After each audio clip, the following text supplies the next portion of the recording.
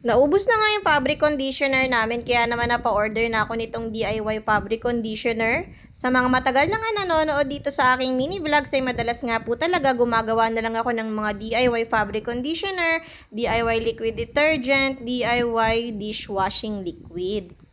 Sa ganitong paraan nga po kasi talaga nakakatipid talaga kami ng bonggang-bongga sa mga sabon at sa mga fabric conditioner. So, nung matapos ko na nga po palang ma-unboxing yung ating DIY fabric conditioner, ay naglagay na ako ng 6 na litrong tubig dito sa isang timba. Pagpasensyahan nyo na nga po pala yung itsura ng timba ko dyan, hindi po yan madumi, sadya lang pong namumuti-muti yan, pero bagong linis po yan. Kung gusto nyo nga rin makatipid at gumawa nito, ay tingnan nyo naman napakadali lang naman dahil may kasama na siyang manual instruction. At eto nga mga inclusion niya, una ko na nga nilagay itong parang gel niya dahil matagal nga itong matunaw. At haluin lang natin yan ng bonggang-bongga at aantayin natin ng 3 hours bago natin ilagay lahat ng ingredients na natitira. So, fast forward na nga, mabilis lang ang 3 hours ay nakalipas na at ayan, naglagay na nga rin ako ng another 13.5 liters of water saka ko to hinalo-halo. At nang mapuno na nga, ayan na nga siya mga person, medyo bumula na nga siya at pwede ko na nga ilagay yung mga iba pang ingredients niya. Ayan, sunod-sunod na nga lang lahat ng natitirang ingredients na ilalagay lang natin yan dyan at hahaluing mabuti.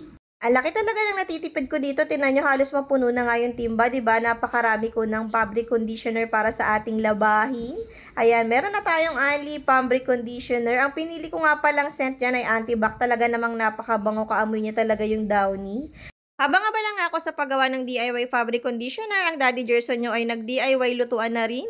Dito niya nga kasi niluluto itong sinaing na tulingan na gagawin niya at ayan niya mga person, mabilis lamang maya-maya lang ay luto na. Napakabilis lang tingnan sa video pero ilang oras niya pinakuluan dahil mas masarap kapag mas malambot pati mga tinik. So ayan nga mga person, syempre hindi matatapos ang araw natin nang wala tayong bubuksang parcel dahil nagdatingan na naman nga itong mga another gamit ni baby. In-order ko nga pala siya nitong Hello Kitty towel. Nung bata pa nga si Ate Chelsea nyo, gusto kong mag-checkout nito para sa kanya kaya lang hindi nga ako nakapag-checkout.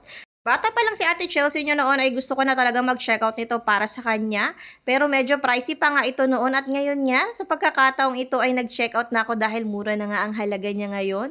Kaya naman si baby na makikinabang niyan. Sinamantala ko na nga yung flash sale kaya naman nag-checkout na rin ako nitong swaddle ni baby. Set na nga siya ng swaddle at ng sumblerong napaka-cute. Tingnan nyo naman may patenga pa yung sumblero niya. At dito nga sa swaddle na to ay madali lang mababalot si baby. Ipapasok mo lang siya dyan sa loob tapos meron na siyang sarahan. Kaya naman siguradong mababalot ng ayos dito si baby. Sabi nga daw kasi kailangan daw nakabalot ang mga sanggol para mas makatulog sila ng ayos. At eto na nga ang pinakaantay ko ring order ko. Mura ko nga lang dito na check out itong mga lampi ni baby. Halos makukumpleto ko na nga yung mga gamit niya pero napansin ko wala pa nga pala akong lampin. Importante nga rin pala yun. 1 dosena na nga yun at ghost type na lampin ang in-order ko. Yung isang parcel na nga yun ay hindi ko na binuksan dahil kay Ate Chelsea nyo nga pala yun, napaligaw lang yan dito. In-order ko na nga rin siya nitong cute na mga bonnet sa may pa-flower. Tingnan nyo naman, color white at pink. Grabe, excited na talaga ako isuto kay baby. Nakaka-excite. So hanggang dito na lamang. Ilalagay ko ang link sa comment section pag gusto nyo rin ito. Babu!